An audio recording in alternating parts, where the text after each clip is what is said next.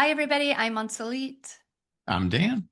and we are here today talking about coaching starts before the session. That's our series. And in this episode, we are talking about Core Competency 8 facilitates client growth. But as you know, Dan and I love to talk about things outside the coaching session. And so we have kind of put a twist on this, which is facilitates self growth. How are we giving ourselves growth? What might that look like outside the session? So, as we know, just for those that may not know, inside the coaching session facilitates client growth is something we help to hold the space so that they can create growth. We also know that as a coach, we're supposed to be growing for ourselves mentally, having supervision coaching, having mentorship coaching, but we want to remove coaching altogether. You're showing up as a human being, as an individual. How are you facilitating self growth outside of what you need to do as a coach or for the client? The first thing that comes to my mind is um, performance-based self-worth that I think we've talked about in other videos already, that we stay very busy, we have our to-do list, we're moving from one thing to the next thing, and it's almost as though we find ourselves, we see our growth through these visible results. You know, I started here in yoga and now I'm at this level. Um, and of course, we love to see visible, I think, results, but how might we show growth that isn't necessarily visible um, for ourselves as individuals that then will overall have impact as us as a coach and us in a session?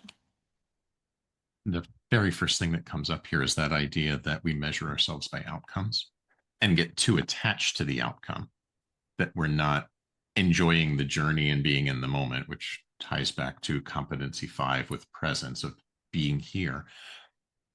But there's the concept of us being gap focused, that we're not there yet. And what we do with a client, that they're working toward achieving some goal as they're working with us. And part of Core Comp 8 is acknowledging the client's progress, whether it's within the session they had breakthrough or over the arc of many sessions. They started here, they're here, we've seen them progress, but they're still looking at, I'm not there yet. I haven't reached my goal yet. And it's a natural human thing. We're all looking toward that bigger outcome and what it'll do for us, how our life will change and how we'll benefit from it. But if we don't look at how far we've come, this will just continue to feel unattainable. So part of the idea of facilitating growth for self is taking that time to slow down and look back. Where did you start and where are you now? And recognizing that as progress. It's super important in goal setting that we honor those benchmarks. So there's that recognition. And then outcomes are always lagging indicators. How many coaches are focused on building a certain level of income? And because they're not there yet, I'm a failure. But maybe they're not doing the work to get there. Or it's just taken time to get in front of the right people. So being in the moment here, knowing that we're making the calls, we're doing the outreach, we're doing the thing. And as we dial it in, the outcome will eventually arrive if we keep doing the work, but we have to be present in the work. Yeah, and that makes me think about something else, which is we've just kind of talked about how do you create self-growth through outcomes, big or small. But how can we also have growth that isn't based on an outcome, isn't based on a result, isn't external, right? Most of our growth that we're seeking is based around something we've done, some kind of external validation. And I wonder if there is a place to play as a human being where how do we grow and it's not based on something we've done or some kind of accomplishment. What's What the comes, internal growth factor? the one that jumps out for me is gratitude, that everything is okay right now. And to come to that place of internal balance and centeredness, that there's nothing to be done in the moment. And even just as I'm sharing it, that gets us out of this like agitated state of there's something to do, there's somewhere to go, there's some gap to close, to yeah, that those are things that can be done, but in the moment, and taking that action from a centered place, capable, already there. That's a huge shift in awareness. That's not outcome driven, but it's presence driven. To It's so hard to put into words in this moment. Um, as we think about taking action, which comes at the end of it, pretty much every session, not all, but many. What are you going to do, and how are you going to do it? The how are you going to do it brings the energy into it. If we're thinking about chasing after a goal, we might come in with that chasing energy. But if we come in, which so many manifesting conversations have, of like, see it already done, we'll have an entirely different vibe coming into it. So this idea of facilitating client growth and self growth doesn't always have to be about the doing, as you were pointing out. It could be this shift in awareness of coming back to capability and supreme capability, that I'm able to, Mm-hmm. and I'm doing the work to do it. And that brings an entirely different energy before we ever get to doing a thing. Yes, and that made me think about, I don't know if coaches are more, suspect to this, but I think that there is a big addiction to breakthrough. Definitely as a coach, because we see it in sessions and we become addicted to their breakthrough, the client's breakthrough. But I think also in regular everyday life, many people, especially if you are a doer and you're a go-getter and you're high functioning, we are addicted to breakthroughs. And I just want to say something that I do a lot in my own work is I think about the seasons and I think about nature. And I think sometimes we put so much, as you said, we put so much into the movement and the momentum to get to somewhere. But think about a seed that gets planted. We don't see anything happening to that seed once it goes underground. It takes time, right? And then it begins to grow. And then within those seasons, it may stop growing to then grow bigger later. It might need to be pruned back to then flourish bigger. And how might that concept or that metaphor match us as we are trying to facilitate our own self growth? Sometimes there isn't going to be movement. Sometimes we're not going to see it. Sometimes it really is like nature.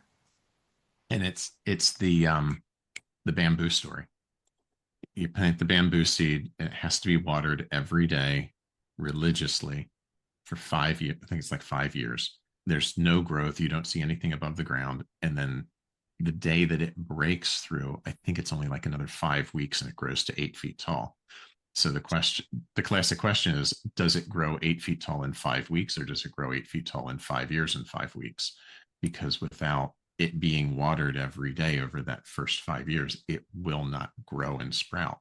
So it's also an interesting metaphor for life, because as business owners in particular, if you're putting effort into something and not seeing results, at what point do you put your attention elsewhere?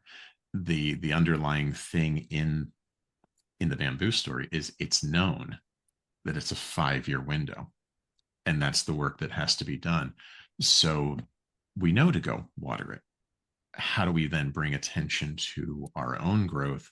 Of, are we watering something that isn't going to grow, and put our attention elsewhere, so that we get away from, I have to have a breakthrough all the time, but I'm going to pour water on this seed now, and it better be a tree tomorrow with some fruit on it, and really allowing the process to be the process. And that comes back to gratitude and presence as well. Yeah, it almost makes me think, how does dormancy, how does being dormant, what does a dormant season in your own life look like in your growth? Like, when is your Mm-hmm. growth dormant? It's there, it's percolating, but it's dormant. It's not fully active, it isn't moving. Do you even have that? I'm going to say a lot of people maybe don't. They've never thought about that because there's such a negative connotation to the winter, to being dormant, to not moving, to be slow, to kind of calm down. So something else I think to think about. And all of this, if you're thinking about all of this, of course, it's going to help you when you show back up for your client because now you're going to recognize that you're not pushing your agenda or your ideas to their outcome, or knowing that maybe if you have a coaching client for 6 months and 1 month or 2 months out of the six, they're not really moving to their outcome, you don't have to be freaked out because maybe they're just in a dormant period. Maybe they're in a hibernation period. Or they're in a recovery period. I Yep.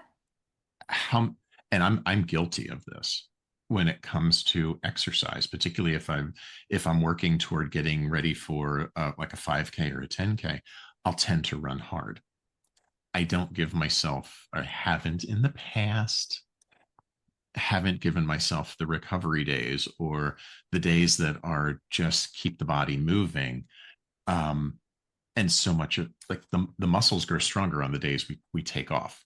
We tear them down on the days we run hard, but we need the recovery days to let the muscles lengthen. We need the days off to let them reknit. And that metaphor carries into life as well, both for us and our clients, that we need the downtime. The Yes. And seasons go through that's right. it. The seasons go through. And something else, what you just said made me think, I keep saying that, but it keeps happening, is if our ultimate outcome, our ultimate goal is this, right? And we are on a fast burn of growth to get there, what's the sustainability of that, right? So for you, I mean, if you never take a day off from running, what's sustainable in 5 years? You're going to blow out, right? It's going to end. You're going to have an injury. You're going to burn out. Things are going to happen. And so I think there's also, as you think about growth as an individual and your growth to get to some destination, think about the speed, because if the destination is a 10 or 15-year plan, like, hey, I want to be doing this. If I want to be running for 10 years and I don't take a day off, I'm probably only going to be running for 2 or 3 years. So it's the same. Growth has to have recovery period. And you also have to think about the speed at which you do it so that you can maintain it and sustain it in the long term. Now, if you're just trying to get to something and it's only going to be for a year and you only want to do it for a year, that's a different story. But if we're talking long-term outcomes, that is really important. And even bringing in the other things that help it, like the other support systems, which is also part of facilitating growth. The classic question at the end: what support do you need? What obstacles do you think could get in the way of your movement? Using the metaphor of running, if runners don't do things like stretch, their efficacy of running, their speed of running, all of it, and their tendency toward injury will rise because they're not giving their body what it needs to be fully efficient, because the muscle will just start to tighten up after a while. So there's the focus of the running, but what things have to happen around it, either through strength training or through stretching, to make the intended activity even more efficient and enjoyable over time and sustainable. And so what you just did is what we do in the session. The core competencies don't stand alone. They all support each other and somehow they all co-intermingle with one another. And what you just said is you just put that together as a runner. And I'm going to add to that runner. If that runner doesn't have the core comp 3 establishes and maintains agreement, they're probably not going to be consistent. They're not going to be running every day. They're going to be saying yes to things they shouldn't be. They're going to be eating things they shouldn't be eating. So again, all these competencies, as we are looking at them independently today, Dan just gave us such a great example of how even outside the session, they're all working together, just like they are in the session. So anyway, anything else for this one? I think we did really well. Yeah, I think we are good on this one. We have closed the session agreement essentially. All right, so this is episode 6. Please stick around. We've got 2 more to go, and we'll see you there.